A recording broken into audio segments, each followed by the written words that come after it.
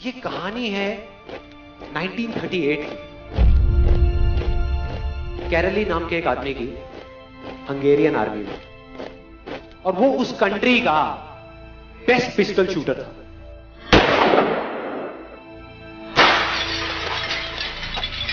जितनी भी national championships हुई थी उस कंट्री में, उसको वो जीत चुका था। और सबको ऑलमोस्ट कंफर्म था कि 1940s में जो ओलंपिक्स होने वाले हैं उसमें गोल्ड मेडल केरली को ही मिलेगा। और उसने सालों से ट्रेनिंग करी थी। उसका एक ही सपना था, एक ही फोकस था कि मुझे अपने इस हाथ को दुनिया का बेस्ट शूटिंग हैंड बनाना है, बेस्ट बनाना है, बेस्ट बनाना है। और वो कामयाब हो गया, उसने बना लिया बेस्ट शूटिंग हैंड। सिर्फ 2 साल का फर्क था। 1938 में एक आर्मी का ट्रेनिंग कैंप चल रहा था, क्योंकि वो आर्मी में था, तो एक एक्सीडेंट हो गया। उसके उसी हाथ में जिससे उसने गोल्ड मेडल जीतना था, उसमें एक हैंड ग्रेनेड फट गया और वो हाथ चला गया। जो उसका सपना था, जो फोकस था, सब खत्म।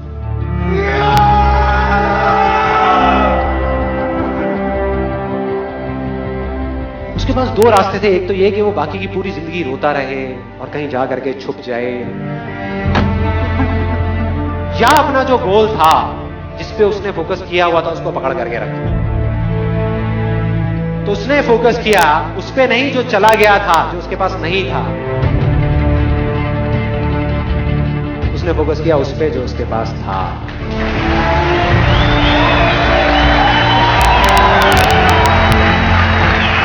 जो उसके पास था, और क्या था उसके पास में? एक लेफ्ट हैंड, एक ऐसा हाथ जिससे वो लिख तक नहीं सकता था। 1 महीने तक उसका हॉस्पिटल में इलाज चला इस हाथ के लिए, और सही 1 महीने बाद अपनी ट्रेनिंग शुरू कर दी इस हाथ की।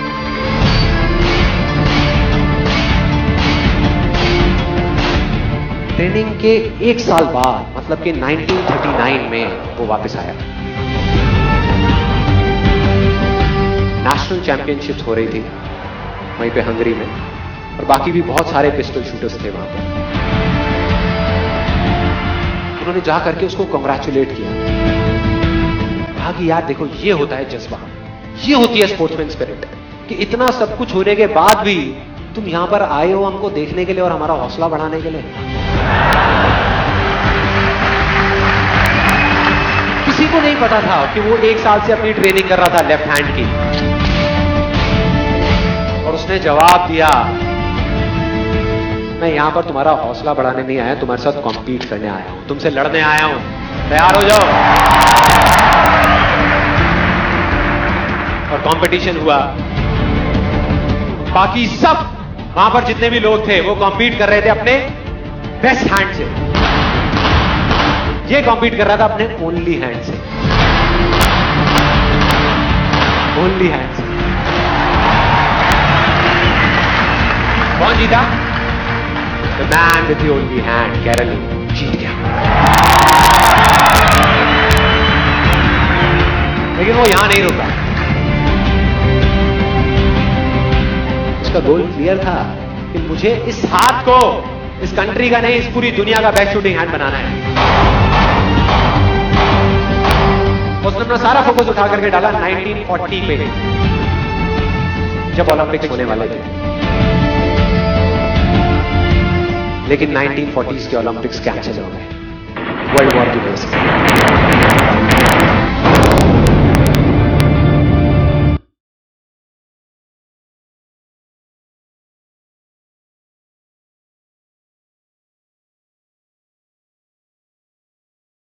में 1944 में जो ओलंपिक्स होने वाले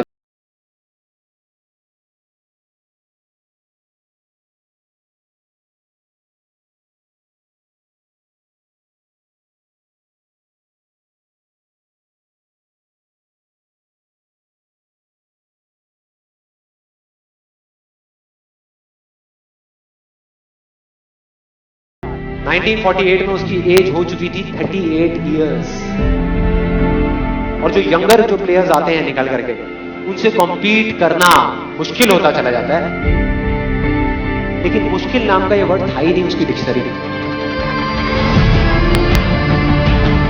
वो गया, पूरे वर्ल्ड के बेस्ट शूटर्स आए हुए थे जो अपने बेस्ट हैंड से कॉम्पीट कर रहे थे, और ये अपने ओनली हैंड से कॉम्पीट कर रहा था। और कौन जीता?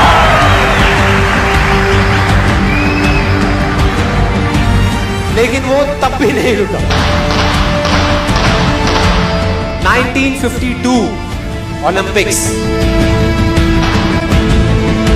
दोबारा कॉम्पीट किया उसने, और इस बार गोल्ड मेडल कौन जीता? गैरल ली। 4 साल बाद दोबारा से, और पूरी की पूरी हिस्ट्री को बदल करके रख दिया ओलंपिक्स।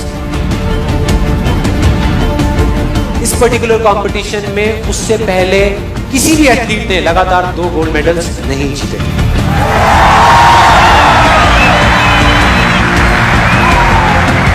अब किसी भी लूजर के पास चले जाओ, उसके पास लिस्ट होगी बहानों की कि मैं इस वजह से फेल हुआ अपनी लाइफ में, इस वजह से मैं कुछ नहीं कर पाया। बहुत लंबी लिस्ट है। और दूसरी तरफ विनर के पास चले जाओ, उसके पास में 1000 वजह होगी वो ना करने की जो वो करना चाहता है, सिर्फ एक वजह होगी वो करने की जो वो करना चाहता है, और वो कर जाएगा।